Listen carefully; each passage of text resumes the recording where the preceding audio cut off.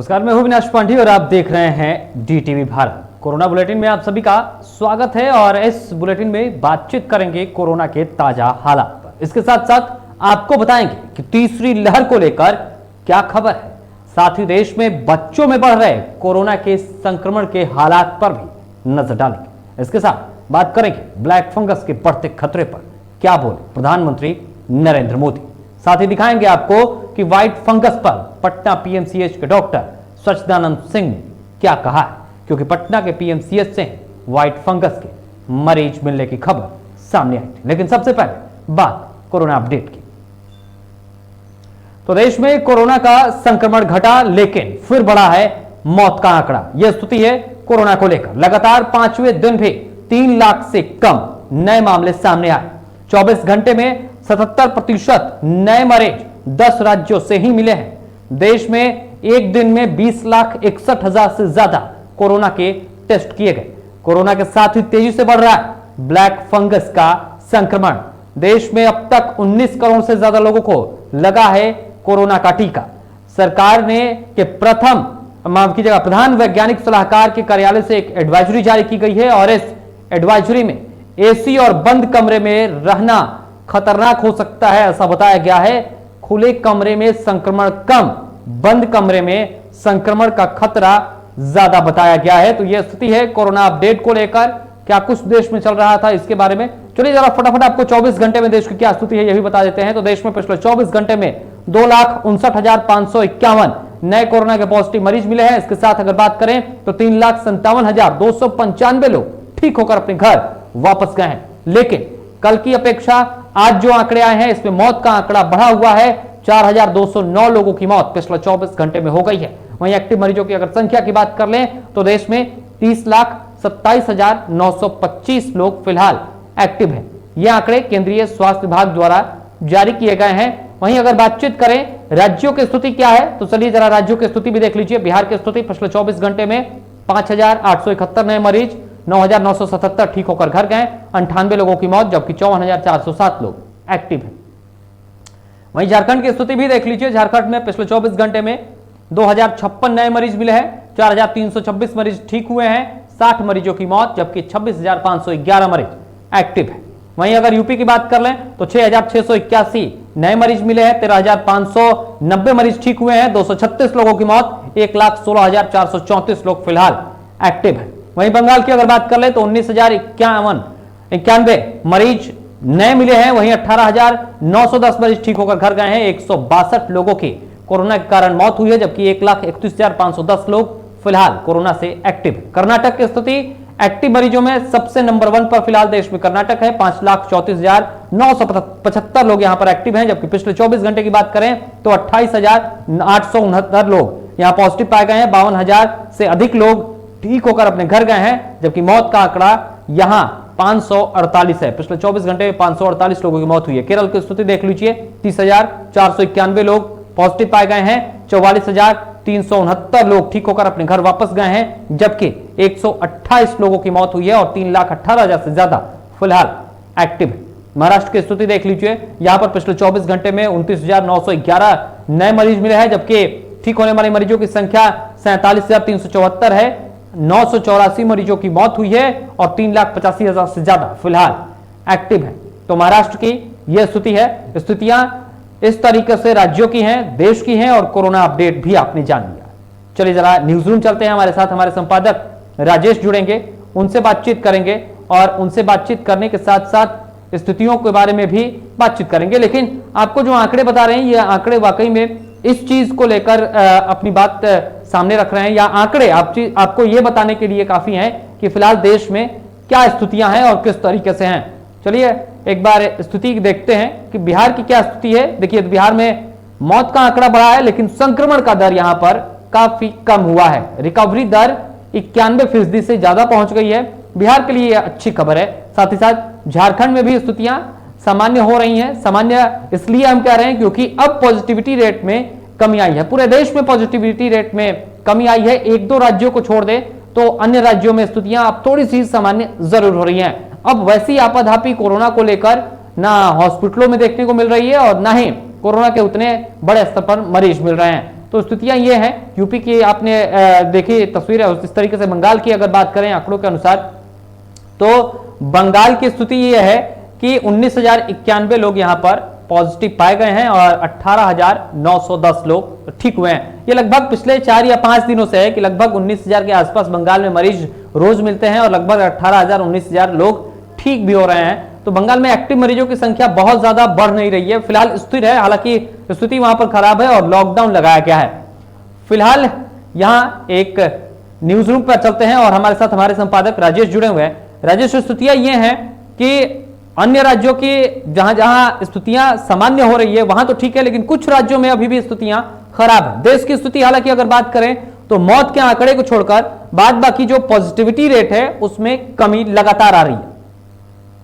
बिल्कुल, कुछ राज्य हैं जहां पर की अभी भी स्थिति उसी तरह से बनी हुई, लेकिन कुछ ऐसे भी राज्य हैं जहां पर हालात बेहतर हो रहे हैं और सुधार है। और ये एक अच्छी बात है कि अगर जितना जल्दी से जल्दी हो सके हम कोरोना से निजात पा लें, ये हम सबके लिए बेहतर होगा। और सरकार से लेकर आम आवाम भी यही चाह रही है कि कोरोना से मुक्ति मिले। लेकिन इसको लेकर जो प्रयास करने चाहिए और जो प्रयास होने चाहिए, चाहे स्टेट लेवल पे हो या फिर सेंट्रल लेवल पे हो, वो फिलहाल अभी नाकाफी कर सकते हैं। जो हम इसको यूं ही अगर आंकड़े की भाषा से बाहर निकले तो ये शुद्ध अगर भाषा कह ले, देसी भाषा अगर कह ले, वो ये है कि अभी हम उस हालत में नहीं है कि सब कुछ सामान्य हो जाए और हम बहुत बेहतर स्थिति में हैं। बस हम इतना खुश जरूर हो सकते हैं कि पहले से हम बेहतर स्थिति में आए हैं, लेकिन वो उस स्थिति में नहीं है कि हम बहुत ज्यादा खुश हो जाएं और अपनी स्थिति को जैसे पहले दिनचर्या चलाया करते थे वैसा हम चला लें। हालात अभी भी वैसे ही कर सकते हैं। लॉकडाउन की स्थिति अभी भी बनाए रखनी होगी, खासकर बिहार या जिस जिस स्टेट में लॉकडाउन लगाया गया है वो लॉकडाउन की स्थिति आगे भी बढ़ने की संभावना है। दूसरी बात जो है वो ये है कि टेस्टिंग को लेकर जो बातें की जा रही थी, टेस्टिंग की रफ्तार बढ़ानी होगी, क्योंकि यहाँ पर अगर जब तक हम टेस्टिंग नहीं कर पाएंगे हमें पता नहीं हो पाएगा कि हमारे कौन लोग संक्रमित हैं और कौन लोग नहीं हैं। हालांकि राजेश, जिस तरीके से टेस्टिंग की जिस तरीके से मैं लगातार आंकड़े देख रहा था, 2 या 3 दिनों से टेस्टिंग की रफ्तार थोड़ी सी बढ़ी है। 2,61,000 से ज्यादा टेस्ट पिछले 24 घंटे में किए गए हैं। ये सरकारी आंकड़े राजेश। नहीं, वो ठीक है, सरकारी आंकड़े हैं, लेकिन सरकारी आंकड़ों के अलावे अगर आप किसी वैसे सेंटर पर जाएं जहां पर टेस्टिंग हो रहा है, टेस्टिंग होने के बाद उसका रिजल्ट कब आ रहा है और किस तरह का रिजल्ट आ रहा है, कई बार टेस्टिंग में निगेटिव दिखा रहा है, पता चला कुछ दिन के बाद फिर पॉजिटिव हो गए। तो इसकी भी विश्वसनीयता पर भी हमें ध्यान देने की जरूरत है। जो टेस्टिंग हो सटीक हो और यथाशीघ्र उसका रिजल्ट आए। ये बड़ी बात कही राजेश आपने कि लोगों में विश्वास रहना चाहिए कि नहीं, अगर मैं RT-PCR जांच करा रहा हूं, इसमें निगेटिव हूं तो मैं निगेटिव हूं, अगर मैं पॉजिटिव हूं तो मैं पॉजिटिव हूं, अगर मैं एंटीजन करा रहा हूं तो अगर मैं उसमें निगेटिव हूं तो निगेटिव हूं, अगर पॉजिटिव हूं तो पॉजिटिव हूं। सरकार को इस पर भी थोड़ी सी ध्यान देने की जरूरत है। बिल्कुल, इस पर ध्यान देने की जरूरत है और साथ ही साथ इस बात पर भी हम लोगों को ध्यान देने की जरूरत है कि जब हम जांच करवाने गए और मान लिया जाए निगेटिव या पॉजिटिव आ रहा है, उसके बाद भी हम अपना केयर करें। हम वो नहीं कि भीड़ भाड़ इलाके में चले जाएं, लोगों से मिलना जुलना शुरू कर दें, जैसे पहले जिंदगी चलती थी वैसे नहीं। अभी भी हमें सावधानी बरतने की जरूरत है, चाहे वो निगेटिव हो या पॉजिटिव हो। पॉजिटिव हो तो उनको तो ऑलरेडी डॉक्टरी सलाह में रहना होगा, लेकिन जो निगेटिव है उन्हें भी चाहिए कि हम ज्यादा से ज्यादा जो कोरोना गाइडलाइन है उसका हम फॉलो करें, हम मास्क लगाएं और साथ ही साथ जो नियम कायदे कानून बताए गए हैं उसका हम पालन करें, अन्यथा मुश्किल होगी। बिल्कुल, अन्यथा मुश्किल होगी। राजेश साहब बने रहे हमारे साथ, फिर से आपसे जुड़ेंगे। तो स्थिति है कि अगर हम अपना ख्याल नहीं रखेंगे तो आने वाले समय में मुश्किलें बढ़ेंगी। अब जरा वैक्सीन की स्थिति भी देख लीजिए, देश में कितनी वैक्सीन लगी है ये भी आपको हम बता देते हैं कि वैक्सीनेशन की अगर बात कर लें तो देश में कुल 19,18,79,503 लोगों को वैक्सीन लगी है। पहला डोज लगभग 14,92,00,000 से अधिक लोगों को लगा है और दूसरे डोज की बात करें तो 4,26,00,000 से अधिक लोगों को दूसरा डोज लगा है। तो ये स्थिति है। अब जरा स्थिति देख लेते हैं कि आपको डेट वाइज किस तरीके से आंकड़े रहे हैं, क्या कुछ रहा है। 14 मई के ये आंकड़े हैं। आप देखिए इस दिन जो पॉजिटिव मरीज मिले थे उनकी संख्या 3 लाख से ज्यादा थी, 3,43,000 से ज्यादा थी। वहीं ठीक होने वाले मरीजों की संख्या 3,44,000 से ज्यादा थी। मौत का इस दिन का आंकड़ा 4,000 था। वहीं अगर 15 मई की हम बात कर रहे हैं तो आंकड़े देख लीजिए, ठीक होने वाले मरीजों की संख्या 3,53,000 से ज्यादा थी। नए मरीजों की संख्या मिलने की 3,26,000 से ज्यादा थी। इस दिन मौत का आंकड़ा थोड़ा सा कम हुआ था, 3,890 लोग मरे थे। 16 मई को मौत का आंकड़ा बढ़ा था, मौत के आंकड़ा हम आपको इसलिए बता रहे हैं क्योंकि लगातार यही आंकड़े बढ़ रहे हैं। मौत के आंकड़ा उस दिन 4077 था। इसके अलावा 17 मई की अगर बात कर लें तो 17 मई को भी आप देख सकते हैं कि नए मरीज जो मिले थे वो 2,81,000 से ज्यादा थे। ठीक होने वाले मरीजों की संख्या 3,78,000 से ज्यादा थी। मौत का आंकड़ा 4,106 था। 18 मई को ठीक होने वाले मरीजों की संख्या 4,22,000 से ज्यादा थी। नए मरीजों की संख्या 2,63,000 से ज्यादा थी और मौत का आंकड़ा इस दिन 4,329 था। इसके अलावा 18 मई को जो आंकड़े आए थे उसमें नए मरीजों की संख्या बताई गई थी 2,67,000 से ज्यादा। ठीक होने वाले मरीजों की संख्या 3,89,000 से ज्यादा। इस दिन मौत का आंकड़ा देश में सबसे ज्यादा था। 4,529 लोगों की मौत पिछले 24 घंटे में हुई थी। 20 मई का आंकड़ा आपको दिखाते हैं। 20 मई का आंकड़ा भी आप देखिए। 20 मई को ठीक होने वाले मरीजों की संख्या 3,69,000 से ज्यादा थी। नए मरीज जो उस दिन मिले थे वो 2,76,000 से ज्यादा थे। मौत का आंकड़ा कम हुआ था 3,814 बाकी 74। और 21 मई को जो आंकड़े आए हैं वो मौत का आंकड़ा फिर से बढ़ा है। 4,209 लोगों की पिछले 24 घंटे के अंदर मौत हुई। नए मरीजों की संख्या जो आज के आंकड़े हैं उसके अनुसार 2,59,000 से ज्यादा और ठीक होने वाले मरीजों की संख्या जो है वो 3,57,000 से ज्यादा है। एक बार फिर से चलते हैं, हमारे सहयोगी राजेश हमारे साथ जुड़े हुए हैं। राजेश, स्थिति यह है कि लगातार मौत का आंकड़ा वो बढ़ रहा है। 1 या 2 दिन की बात छोड़ दें तो 14 मई से 21 मई तक लगातार आंकड़े बढ़ते हुए नजर आ रहे हैं। देखिए, ये अभी जो स्थिति है ये आप तकरीबन 4 दिन और भी ये स्थिति ऐसे ही बनी रहेगी, लेकिन 4 दिन के बाद अब ये आंकड़ा तेजी से गिरेगा। लेकिन इस बीच में हमें सावधान रहने की जरूरत है। अगर हम चाहते हैं कि हमारा आंकड़ा गिरे, लोग ज्यादा से ज्यादा स्वस्थ हों, उसके लिए जरूरी है कि हम सब अपना ध्यान रखें और लोगों का भी ख्याल रखें। क्योंकि दरअसल हुआ क्या है कि जो संक्रमित लोग हुए हैं और उसके बाद अभी जो संक्रमण का जो दर है वो कम है। अब उस तरह की रफ्तार देखने को नहीं मिल रही है। तो पहले से जो संक्रमित हो चुके हैं वो तकरीबन 15 से 20 दिन का उनका एक टर्म होता है, वो तकरीबन 25 तारीख के आसपास पूरा हो जा रहा है। तो 25 तारीख के बाद से जो मौत का आंकड़ा है उसमें थोड़ा सुधार होगा और आहिस्ता आहिस्ता कम होगा। लेकिन अभी उसके बावजूद भी हम लोग को सचेत रहने की जरूरत है, क्योंकि इसके बाद जो लॉकडाउन की जो स्थिति है, खासकर बिहार या तमाम जो स्टेट हैं जहां लॉकडाउन लगाए गए हैं, अगर सरकार ने लॉकडाउन खोला तो हालात और भी बिगड़ जाएंगे। फिर पुनः उसी स्थिति में आएंगे, क्योंकि जो थर्ड फेज की बात की जा रही है, थर्ड लहर की जो बात की जा रही है, तो ऐसे बताया जा रहा है कि अक्टूबर से नवंबर के आसपास हो सकता है। लेकिन ये तभी संभव है जब हम अपनी स्थिति को कंट्रोल में करें, अपनी व्यवस्था को सुदृढ़ कर लें, अपनी स्वास्थ्य व्यवस्था को बेहतर कर लें और साथ ही साथ अपनी जो दिनचर्या है उसको ठीक कर लें। दिनचर्या को भी ठीक करने की जरूरत है, सरकार को भी व्यवस्थाएं करने की जरूरत है। राजेश आप बन रहे हमारे साथ, फिर से आपसे जुड़ेंगे। तो स्थितियों को संभालना बेहद जरूरी है, लेकिन राजेश ने बातचीत की कि अगर लॉकडाउन खुलता है और तीसरी लहर आती है तो स्थितियां खराब होगी।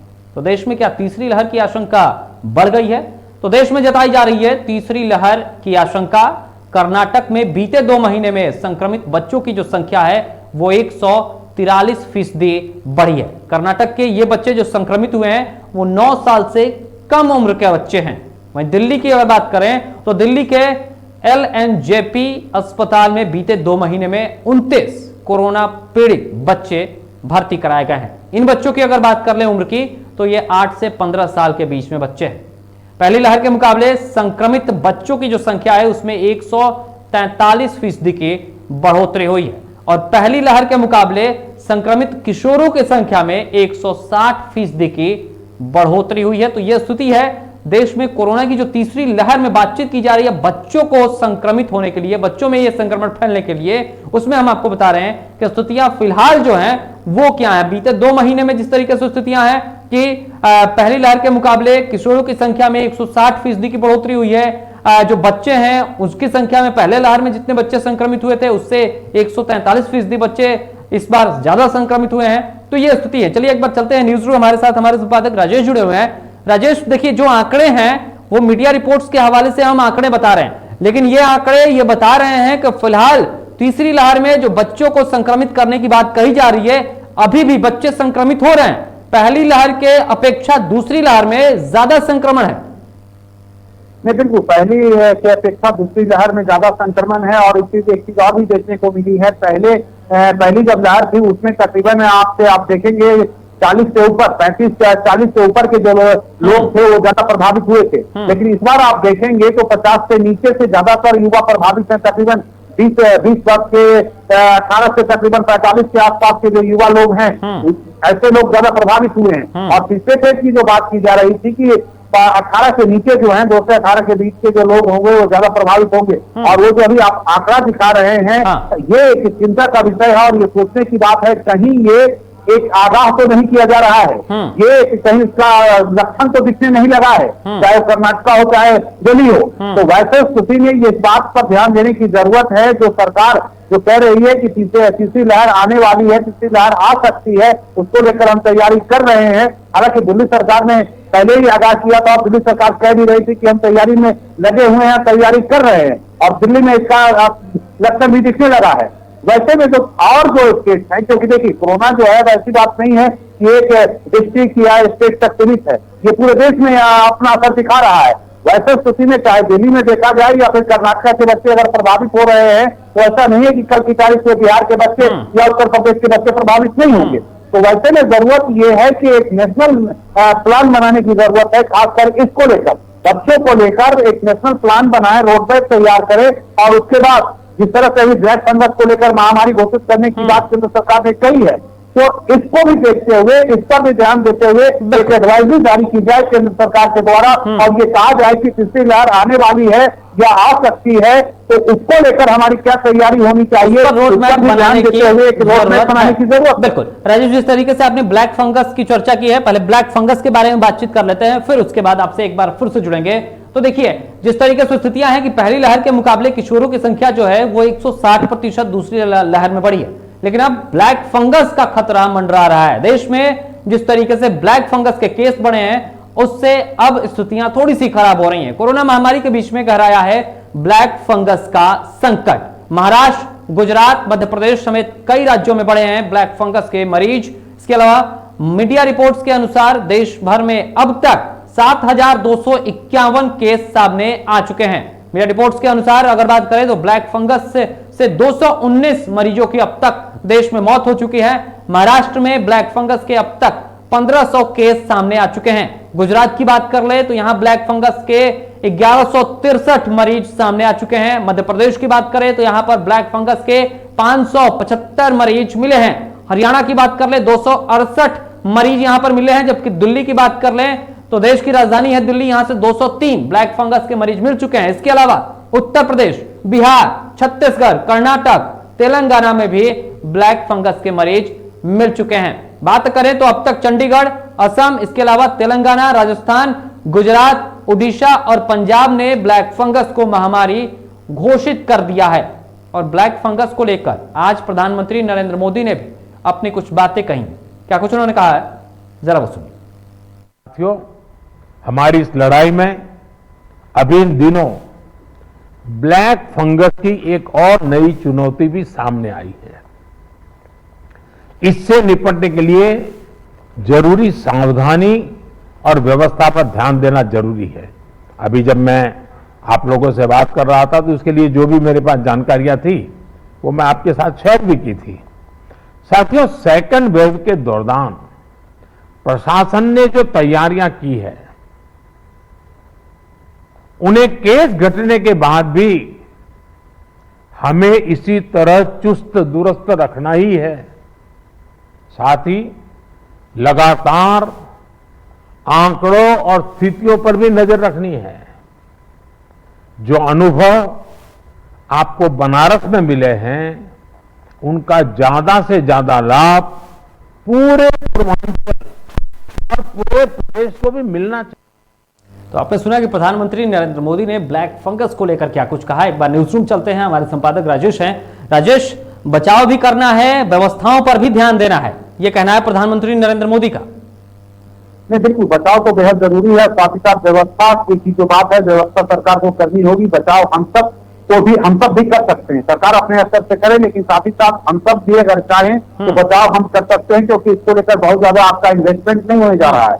आपको लॉकडाउन में लगा है तो आप घर में रहें, बिल्कुल। इधर उधर ना जाए, भीड़ भाड़ वाले इलाके में नहीं जाए, इसके लिए बहुत ज्यादा खर्च करने की आपको कोई जरूरत नहीं पड़ रही है। हाँ। रह गया व्यवस्था का सवाल, तो व्यवस्था सरकार के जिम्मे है और स्थानीय लेवल में अगर कोई जिला प्रशासन है, उसकी व्यवस्था है, वो व्यवस्था करे। तो ब्लैक फंगस को लेकर भी सरकार और प्रधानमंत्री ने जो चिंता जाहिर की है, उस चिंता से सब लोग अवगत हैं, लेकिन व्यवस्था को लेकर जो प्रश्न है, वो प्रश्न लोग सोच कर चिंतित हो जा रहे हैं कि आखिर इसका क्या इलाज है और कैसे इसकी व्यवस्था की जा रही है।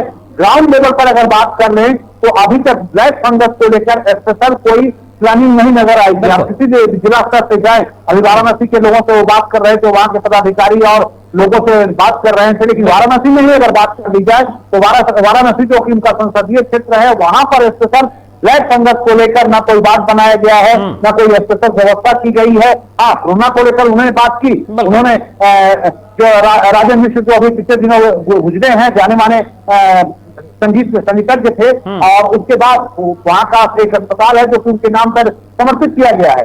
लेकिन इसके अलावा अगर बात कर लें तो ब्लैक फंगस को लेकर जरूरत इस बात की है, जो महामारी घोषित की गई है तो उसके अनुसार व्यवस्था भी होनी चाहिए। सिर्फ ये कह देना कि ये घोषणा कर देना कि ये महामारी है, लेकिन महामारी के साथ जो अन्य फैसिलिटी तो मिलनी चाहिए थी जिला अस्पतालों को या ब्लॉक स्तर के जो अस्पताल है, वहां पर अनुमंडल स्तर के अस्पताल है, वहां पर न तो वाराणसी और न ही बिहार, न ही बंगाल या किसी अन्य अस्पताल में ब्लैक फंगस को लेकर वहां कोई स्पेशल ट्रीटमेंट या अलग से कोई व्यवस्था या बात अभी तक नहीं बना है।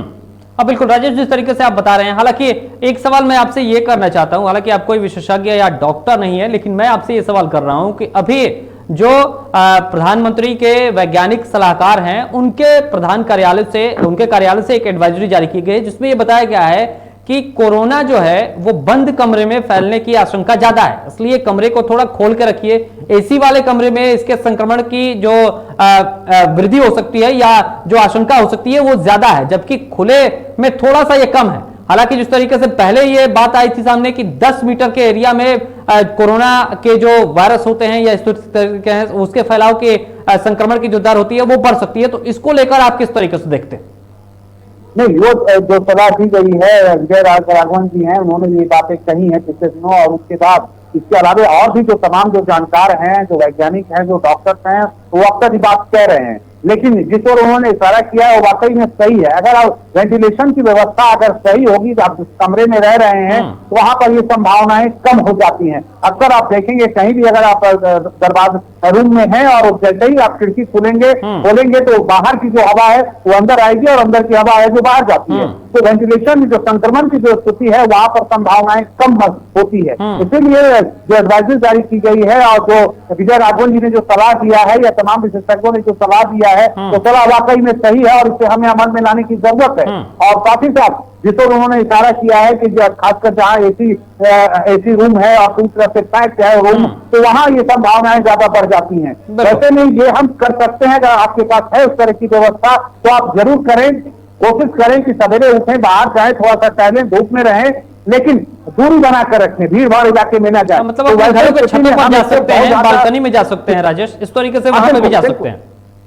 जी बिल्कुल, आप छत पे जा सकते हैं, बालकनी में जा सकते हैं, अपने बरामदा है वहां पे आप टहल सकते हैं। थोड़ी सी खिड़की अगर खुला रखेंगे तो वहां संभावनाएं कम हो जाएंगी। तो स्थितियां ये है, एडवाइजरी मानने की जरूरत है, अगर वो एडवाइजरी मानते रहेंगे तो स्थितियां सामान्य हो जाएंगी। फिलहाल तमाम जानकारी के लिए राजेश आपका बहुत बहुत धन्यवाद। तो हमारे संपादक राजेश लगातार अब तक जानकारियां पहुंचा रहे हैं और स्थितियां यह हैं कि देश में ब्लैक फंगस के मामले तेजी से बढ़ रहे हैं। हालांकि ब्लैक फंगस के साथ साथ व्हाइट फंगस के भी मरीज मिलने लगे हैं और इससे कहीं ना कहीं लोगों में थोड़े से डर नजर आ रही है। लोग अब बार बार ये सवाल कर रहे हैं कि व्हाइट फंगस क्या है, किस तरीके से है, कैसे बचा जाए, क्या लक्षण है, क्या है, किस तरीके से नहीं है। और अब हम आपको एक वीडियो दिखाने जा रहे हैं जो पीएमसीएच के डॉक्टर सचिदानंद सिंह का है और उन्होंने बताया है आपको कि किस तरीके से। तो अब बिहार में ब्लैक फंगस के साथ साथ व्हाइट फंगस के मरीज मिलने के बाद स्थितियां थोड़ी सी बिगड़ी हुई हैं। वहीं इसको लेकर पीएमसीएच के डॉक्टर सचिदानंद सिंह ने कहा है कि सबको अपना ख्याल रखना की जरूरत है। दवाइयां जो हैं वो डॉक्टर के सलाह से ही ले, अन्यथा दवाइयां अपने आप से नहीं ले, ये खतरनाक हो सकता है आपके लिए। जरा सुनिए क्या कह रहे हैं डॉक्टर साहब। दोनों भाई हैं, दोनों सब जगह प्रेजेंट है, हवा में है, जल में है, सॉइल में है, हमारे आपके बॉडी पर है। इसीलिए जब हमारी इम्यूनिटी कमज़ोर हो जाती है तो ये अटैक करते हैं। जिसकी भी लो इम्यूनिटी हो गई तो ये दोनों इन दोनों को अपॉर्चुनिस्टिक फंगाई कहते हैं हम लोग। जब भी अपॉर्चुनिटी मिलती है दोनों अटैक कर देते हैं हम पर।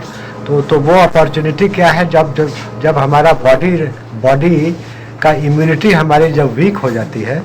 बहुत सारे कंडीशंस हैं जिसमें हमारी इम्यूनिटी वीक हो जाएगी।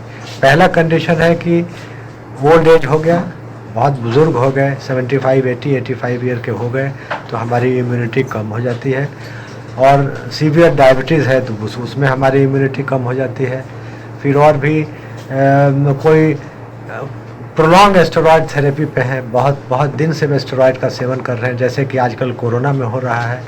फिर लोग बहुत दिन से एंटीबायोटिक ले रहे हैं, खांसी नहीं ठीक हो रही है, एक महीने से एंटीबायोटिक पर हैं तो उसमें भी इम्यूनिटी आपकी लो हो जा सकती है। बहुत सारे कैंसर पेशेंट हैं जो कि एंटी कैंसर ड्रग पे हैं जो इम्यूनिटी को कम कर देते हैं। बहुत सारे किडनी ट्रांसप्लांट के पेशेंट हैं जो कि इम्यूनोसप्रेसेंट पे रहते हैं, उनकी इम्यूनिटी कम हो जाती है। इसमें जो एड्स के पेशेंट हैं, लाखों पेशेंट हैं, उनकी इम्यूनिटी कम हो जाती है। तो मतलब कहने का मतलब है कि जब इम्यूनिटी हमारी कम हो जाएगी तो ये दोनों फंगाई, ब्लैक और वाइट फंगस जो हैं सो अटैक करते हैं हमारे बॉडी पे। और इन दिनों ऑक्सीजन सिलेंडर की धूम मची हुई है। नॉर्मल इंडिविजुअल भी है, अगर 98 से 96 भी हो गया, 95 भी हो गया तो ऑक्सीजन सिलेंडर लगा लेते हैं। और उसमें जो ह्यूमिडिफायर होता है उसमें टैप वाटर डाल देते हैं लोग। अब उसमें स्टेराइल वाटर चाहिए ताकि वो जो भी ऑक्सीजन अंदर जाए, हमारे चेस्ट में जाए, वो प्योर स्टेराइल हो, जीवाणु मुक्त हो। आजकल ऐसा नहीं हो पाता। जब हमारे कोरोना के पेशेंट, चाहे इम्यूनोसप्रेशन पेशेंट, चाहे लो इम्यूनिटी वाले पेशेंट ऐसा ऑक्सीजन लेते हैं तो उनका चेस्ट इन्फेक्टेड हो जाता है और उनमें प्रॉब्लम हो जाता है। तो जब तक से हम उसको देखेंगे नहीं कि भाई उसमें फंगल इन्फेक्शन हुआ है कि नहीं, तो हम कैसे ब्लैक फंगस है कि वो लोकलाइज इन दिनों देखा जा रहा है कि ब्लैक फंगस नाक के इर्द गिर्द ही रहता है। जैसे नाक को इन्वॉल्व किया और फिर साइनसेस को इन्वॉल्व किया, साइनस के ऊपर आँख वाला ऑर्बिट है, आँख को भी इन्वॉल्व कर दिया, उसके ऊपर ब्रेन है तो ब्रेन को भी इन्वॉल्व किया। अब मतलब कि गर्दन के ऊपर वाले भाग को ये ज़्यादा भी इन्वॉल्व कर रहा है, क्योंकि आँख की रोशनी बहुत पेशेंट्स की चली जा रही है, इसीलिए ये लाइमलाइट में आया। अदरवाइज़ ये तो दोनों फंगस शुरू से ही इन्फेक्ट करते आ रहे हैं। हमारा जो वाइट फंगस है ब्लैक फंगस के बनिस्बत ज़्यादा कॉमन है ये, और ये ज़्यादा जानलेवा है क्योंकि ये चेस्ट को, रेस्पिरेटरी सिस्टम को, हमारे लंग्स को भी इन्वॉल्व कर दे रहा है। हालांकि बहुत माइल्ड दोनों फंक्शन ये फंगस है, लेकिन भी इन्वॉल्व कर दे रहा है और हमारे पेशेंट्स की मृत्यु हो जा रही है इससे। इसीलिए हम लोगों को चाहिए कि फंगस का कल्चर भी करा के देखें साइड में। अगर कोरोना पॉजिटिव हो, नेगेटिव हो, इससे कोई मतलब नहीं है। अगर कोरोना ऐसे मरीज जिनको कोरोना नहीं है तो हम कोरोना का जांच करा लेंगे। तीनों test, rapid antigen, RT-PCR, antibody test, तीनों अगर नेगेटिव है तो इसका मतलब कोरोना नहीं है उनको। अगर वैसे में HRCT में पैचेज आता है तो आपने सुना कि क्या कुछ कह रहे हैं डॉक्टर और किस तरीके से स्तुतियां हैं। तो आप अपना ख्याल रखिए। देखिए, ख्याल रखना बेहद जरूरी है, घबराने की जरूरत नहीं है। हम आप तक आंकड़े इसलिए लेकर आते हैं ताकि आप स्थितियों को समझ सके और अपना बचाव कर सके। फिलहाल इस बुलेटिन में इतना ही, लेकिन जाते जाते एक बार फिर से आपसे वही अपील कि आप अपना ख्याल रखिए, स्वस्थ रहिए, सेहतमंद रहिए और चेहरे पर मास्क का प्रयोग जरूर कीजिए, सोशल डिस्टेंसिंग भी बनाए रखिए। नमस्कार।